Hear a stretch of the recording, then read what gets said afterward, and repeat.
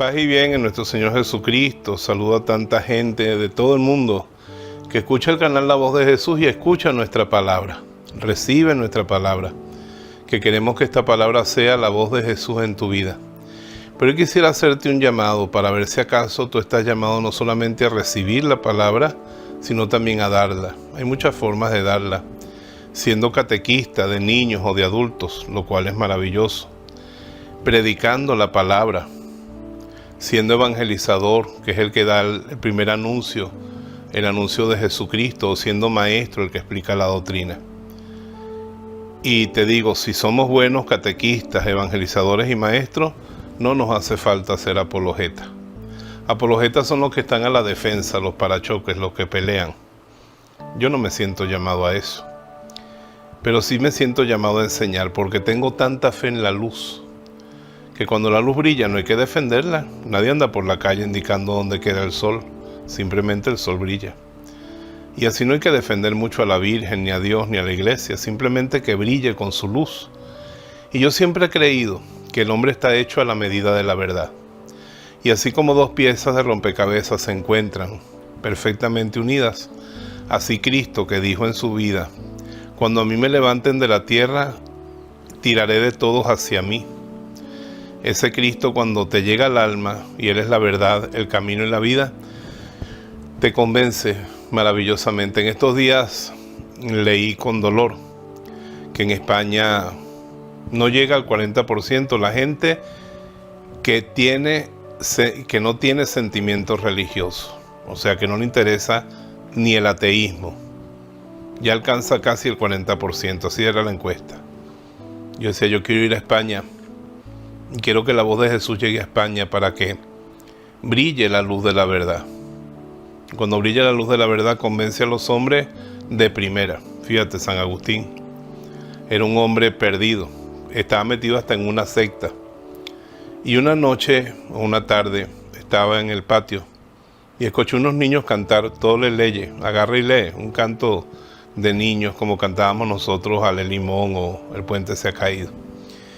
Y vio que estaba cerca un texto de San Pablo. Él rechazaba la Biblia porque decía que estaba escrita en un griego bajo, en un griego vulgar. Él era locutor, era un hombre que hablaba muy bien. Pero sin embargo agarró el texto de la palabra, que seguro que lo dejó por allí Santa Mónica, su mamá. Y cuando lo leyó le tocó el corazón de tal manera que el que comenzó a leer era Agustín de Hipona, el que terminó era San Agustín. Porque la palabra de Dios, como dice la carta a los Hebreos, es viva y eficaz. Y qué bello es servirle a esa palabra. San Juan Pablo II decía que la obra de caridad más perentoria, más necesaria, más urgente, no era darle a la gente comida y medicinas, lo cual es muy importante, ni siquiera educación, sino darles el mensaje de la salvación. Pues cuando llega el mensaje de la salvación, toda la vida se ordena. Y entonces llega la paz en todos los sentidos de la vida. Y las personas crecen. El reino de Dios trae paz y trae bendición. Y tú puedes ser un agente del reino de Dios. Si me dices que eres muy pecador, te invito a que leas el libro de Isaías. Isaías de repente se le manifestó Dios. Él lo vio como una visión sorprendente. Dice que las faldas de Dios llenaban el templo, la gloria de Dios. Vio querubines, serafines, seres alados, maravillosos. Y de repente salió una voz de esa visión y dijo: ¿a quién enviaré? ¿Quién irá por mí? Isaías dice: aquí estoy, Señor, envíame a mí. Pero cuando le dice a Dios que él tiene unos labios impuros, Dios manda un ángel que saque un ascua del altar de Dios, un carbón encendido, y le purifique los labios. Y así lo envía. Y hay que ver que Isaías, cientos de años antes de nacer Jesucristo, tenía tanta revelación que su profecía se llama el quinto evangelio, porque está toda la vida de Cristo, su nacimiento de una virgen, su nacimiento entre la mula y el buey, su muerte en la cruz, su resurrección, está todo escrito cientos de años antes de que Cristo naciera en este mundo. Así es el profeta, el que predica la palabra de Dios, porque un profeta no tiene que ser una cosa tan rara como Nostradamus, en el que yo no creo. No es una persona que dice cosas del futuro. Es una persona que habla en el nombre de Dios. Yo soy un profeta. Y usted también. Porque resulta que cuando usted lo bautizaron, el sacerdote agarró un óleo bendecido, consagrado el Jueves Santo, que representa al Espíritu Santo de tal manera que en algunas iglesias se guardan un sagrario. Y así como hacemos la genuflexión ante el Santísimo Sacramento, uno hace una reverencia frente al sagrario de los óleos donde está el Santo Crisma, porque ahí hay una presencia muy fuerte del Espíritu Santo. Y con ese Santo Crisma, esto se llama crisma por eso, y viene de la palabra Cristo. Aquí lo ungió usted el sacerdote o el diácono o el obispo que lo bautizó. Y dijo: Padre Santo, a este hijo nacido de nuevo por el agua y el Espíritu Santo, conságralo como miembro de Cristo, sacerdote, profeta y rey. O sea que usted tiene una unción sacerdotal entre Dios y los hombres. Está usted. Usted tiene una unción real porque usted es un hijo de Dios y todas las criaturas están por debajo de usted. Y tiene una unción profética. Es más, hay otro gesto muy bello en el bautismo que nos dice mucho. Cuando el sacerdote lo había bautizado, le hizo una cruz en los labios y en el oído. Y dijo una palabra que viene del mismo Cristo, está en arameo, Efetá, significa ábrete. Y hizo esta oración sobre ti: que a su tiempo el Señor abra tus oídos para escuchar su palabra y tu boca para proclamarla. O sea que usted está ungido como profeta. Y usted debe hablar de Jesús, aunque no sepa decir más nada que esto. Métete en el canal La Voz de Jesús y allí vas a escuchar la palabra de Dios como si no si por ahí ya usted está predicando. Si no llega más, por lo menos invite gente a escucharme. Invite gente a escuchar al Papa Francisco. Pero si usted llega más, usted predique a Jesucristo, proclame a Jesucristo, sea un evangelizador. Y fórmese, escuchando charlas como las que nosotros le damos en La Voz de Jesús, leyendo el catecismo de la Iglesia Católica, que está en PDF en su celular.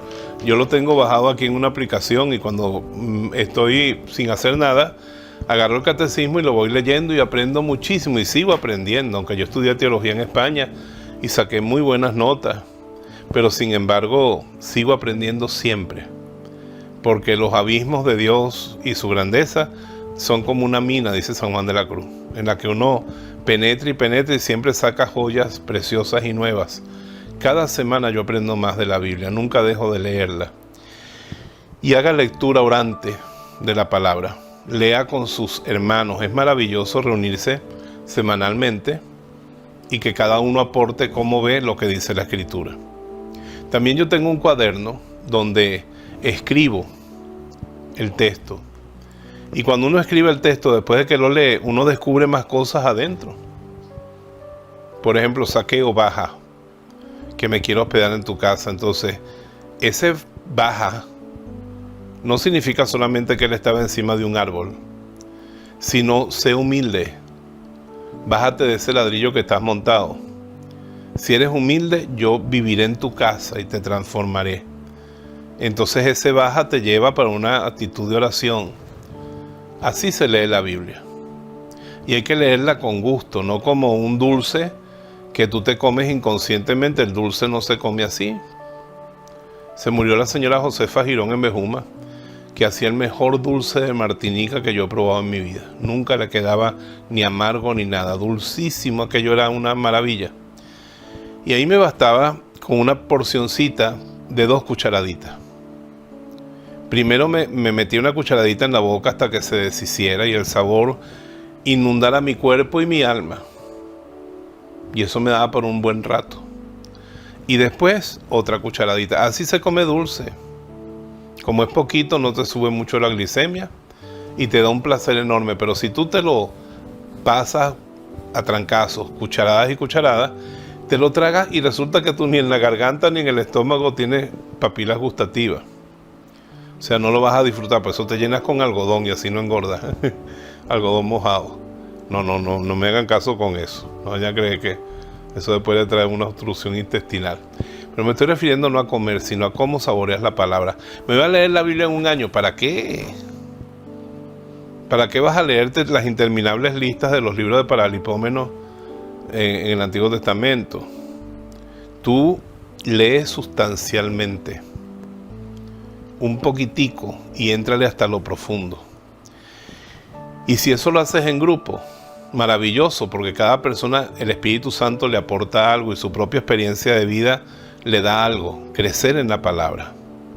Y como decía Santo Tomás de Aquino y los dominicos, contemplar y dar lo contemplado. Por ejemplo, un día yo me encontré en la Biblia esto: mis ovejas son mías, mi Padre que me las dio es mayor que todos y nadie las arrancará de mi mano. ¡Wow! Nadie las arrancará de mi mano. ¿Cuánto no he predicado yo esa palabra? Pero cuánto no le he gustado yo sabiendo que nadie me puede arrancar de la mano de Jesucristo. Cuando yo leí por primera vez en la carta a los Romanos, y es que ya no hay condenación alguna para los que están en Cristo Jesús, ¡wow! ¿Y cuánto he podido predicar después? Porque primero se come la palabra, primero la haces tuya, la disfrutas en tu vida y después la compartes. El hombre enojado nunca hace la voluntad de Dios. Eso está en la carta de Santiago. ¡Qué maravilla! Eso yo me lo he puesto siempre en el alma y me he dado cuenta que cuando estoy enojado, lo mejor que puedo hacer es callarme y no hacer nada hasta que se me empiece a pasar la cosa. Porque si hablo o actúo enojado, no voy a hacer nada que sea concorde con la voluntad de Dios. El enojo como que nos incapacita para hacer la obra de Dios. Usted no me lo va a creer, pero cuando Jesús expulsó los mercaderes del templo, Él no estaba enojado. No estaba llevado por la rabia, por lo irracional, sino que lo más prudente era que Él sacara a esa gente de allí, y tiene que sacarla violentamente porque si no, no salían. Pero Él era una persona ecuánime. El enojo, la rabia, no le duraban nada, no la dejaba posarse en su corazón. Y así vamos aprendiendo de Jesús a través de las Sagradas Escrituras, que no hay, aunque yo quiero tanto a los santos, no hay santo más que imitar sino a nuestro Señor Jesucristo, porque todos los santos fueron imitadores de nuestro Señor Jesucristo, y usted tiene que imitarlo de una manera que solamente la puede imitar usted. Usted es una versión única, irreemplazable y original. Y entonces cuando uno va conociendo más al Señor y leyendo el catecismo y aprovechando los medios que nos da la Iglesia Católica, cursos de teología, cursos de catequesis, escuelas básicas, encuentros, congresos y cursos bíblicos. Yo recuerdo cuando estaba jovencito que iba a otro pueblo a escuchar a Monseñor Aguilar, un gran sacerdote, y les puedo decir una cosa: mi curso bíblico con el Padre Aguilar de un año fue tan bueno que yo prácticamente muy poco aprendí de más en el seminario. Y en el seminario vi 4 años de Biblia. Y en esos 4 años intensos de muchas horas semanales de Biblia, no profundicé, pero no aprendí cosas nuevas. Porque Monseñor Aguilar era un hombre de mucha avanzada. Ustedes ven que a veces los predicadores hablan de cosas que no entendemos. Hermenéutica, exégesis, Sixteen-Leven, ambiente en que se escribió esta escritura. Eso es como que tú vayas hacia un coliflor y lo que cocines sean las hojas que tiene atrás. Lo importante del coliflor es la flor blanca esa. Y lo importante en la Biblia no es ver cómo se escribió, cuántos libros la componen, si este libro es una mezcla de uno con otro, sino qué nos dice el Señor que habla en la palabra.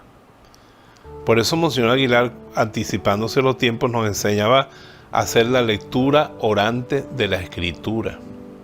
La lectura en oración, la lectura escuchando qué me dice Dios. Porque el que habla en la Biblia es Dios. Y cuando uno profundiza bajo la guía de la iglesia en la palabra, entonces uno tiene un tesoro que no es para uno nada más, sino para compartirlo. Y entonces Dios nos va enseñando. En estos días que estoy grabando este programa para ustedes, estuve en Caracas. Controlaron la asistencia. Si no la controlan hubiera pasado un desastre. Y llegaron más de 1000 personas a la iglesia donde beatificaron a José Gregorio Hernández. Y tuvo tanto cariño de parte de ustedes, como cuando fui a la ciudad de Calabozo, San Carlos, a todas las ciudades que voy, y tanta escucha y tanta acogida, pero no crean que yo empecé por ahí. Yo empecé rezando el rosario en las casas y usted lo puede hacer. Si no lo puede hacer en las casas, por lo menos en una casa que convoque gente para rezar el rosario. Todo el mundo quiere que lo bendiga Dios. Y sabemos que el rosario atrae la bendición de Dios y de la Virgen Santísima. Entonces rezan su rosario con mucha calma. Y después que rezan el rosario, leen un texto de la Biblia. Yo solía hacerlo con el texto del domingo, que ya se lo había escuchado a mi párroco explicar. Y yo meditaba esa semana sobre ese texto y así tenía sustancia para predicarle a los demás. Y después dejaba también que los demás dieran su opinión. Si alguno se equivocaba, no lo callaba ni lo humillaba al momento, ni dejaba que nadie lo hiciera, sino que con mucha cortesía después y con mucha astucia afinaba las cosas y las llevaba por donde debía ir. Y así en una escuela mi rosario. Pero cuando yo no tenía rosario, yo terminaba de estudiar en el liceo, estaba estudiando bachillerato. Iba a ayudar a mi papá en el negocio, lo ayudaba a cerrar. Cuando él se enfermó lo hacía yo. Llegaba a la casa, me bañaba, cenaba rápido y me iba a la plaza del pueblo. Y en la plaza venían mis amigos, inolvidables, algunos ya están en el cielo. Y los policías nos corrían de la plaza a las 10 de la noche, era un pueblo muy ordenado. Pero si estaban conmigo, más bien ellos se venían casi siempre cerca de las 10 a estar cerca de mí. Y decían, el gordo les está predicando, déjenlos ahí hasta que él termine. Y hasta las 10:30, las 11 de la noche, hablábamos de la palabra. Y me preguntaban del Apocalipsis y de esto y de aquello. Y yo con lo que tenía lo compartía. Como una madre. Usted se habrá dado cuenta a lo largo de su vida, cuando a su mamá le va bien económicamente, hay dulces en la casa, hay mucha comida y le llena el plato hasta arriba. Y habrán días en que solo he ido cucharadas de arroz, una de guisante y un tomatito picado. Pero la mamá lo alimenta a uno con lo que tiene. Y así el que predica la palabra da lo que tiene. Y sabe humildemente decir, mira, si me hacen una pregunta, no, yo de eso no sé. Ya más adelante comprenderemos y Dios nos iluminará. Siempre yendo a algo práctico. Pues ¿sabes cuál es? Mi método de estudio y de predicación es franciscano. Yo soy terciario franciscano y sigo la regla de la tercera orden. Y hay una perla preciosísima, que nosotros vamos del evangelio a la vida y de la vida al evangelio. Una predicación que sea práctica. A la gente no le importa cómo son las procesiones internas de la Santísima Trinidad. Eso es una cosa de Dios para dentro de él. Pero a la gente sí le importa saber que el Padre es su papá, que Jesús es su Redentor y que el Espíritu Santo lo puede transformar. Y que Dios, que son tres personas distintas, nos llama a la intimidad con Él. Siempre a lo práctico. Y compartir la palabra. Y ser catequista es algo maravilloso. Porque voy a decir algo muy fuerte. Los curas somos muy importantes, pero más son los catequistas. Los curas somos la plenitud del don de Dios hacia una comunidad. Pero ha habido tiempos, como en China, muchísimo tiempo. Aquí mismo en Venezuela, en mi patria, cuando nos gobernaron agentes de la masonería, en México, en que había muy pocos sacerdotes. En el caso de mi país, nada de monjas. Las sacaron a todas, las exclaustraron. Expulsaron a los sacerdotes extranjeros, que eran la mayoría. Cerraron los seminarios, querían extinguir la iglesia, pero no pudieron. ¿Por culpa de quién? De la Virgen María que rezaba en el cielo y de los catequistas que trabajaban en la tierra. Porque los catequistas se encargaban, aunque no hubiera nadie que hubiera estudiado teología. Porque los pocos sacerdotes que se lograban ordenar eran viejos solterones, casi todos eran sastres y cosas así, que le enseñaban a decir la misa en latín como un lorito. Los llamaban cura de misa y olla, porque no tenían estudio para más nada. Y eran buena gente. Dios los bendiga, que fueron el hilo conductor de nuestra jerarquía. Gracias a Dios que ninguno de esos lo hicieron obispo. Sacábamos obispos de las piedras. Pero los que mantuvieron esta iglesia fueron los catequistas, los que enseñaban el catecismo. Y por eso es una misión muy bella. Y Dios nos llama a todos, porque Jesucristo dijo al subir al cielo: vayan y hagan discípulos de todas las naciones. Y nosotros tenemos que hacer discípulos, porque antes de que Cristo venga, hasta el último rincón de la tierra tiene que haber escuchado el anuncio del Evangelio. Y sabe que hay una cosa bien bonita, esto se hace ad honorem, gratis. Yo nunca busco dinero con mi predicación. Y si uno predica bien, no debe buscar dinero. Pero sí busco una recompensa. Mi primera recompensa es darle gracias con mi servicio al que tanto me amó. Mi agradecimiento por haber recibido la palabra, que me cambió la vida. No tengo más remedio que compartirla como gesto de amor. Pero sí tengo un interés. La Biblia dice que los que enseñan la verdad a las naciones resplandecerán como las estrellas del cielo.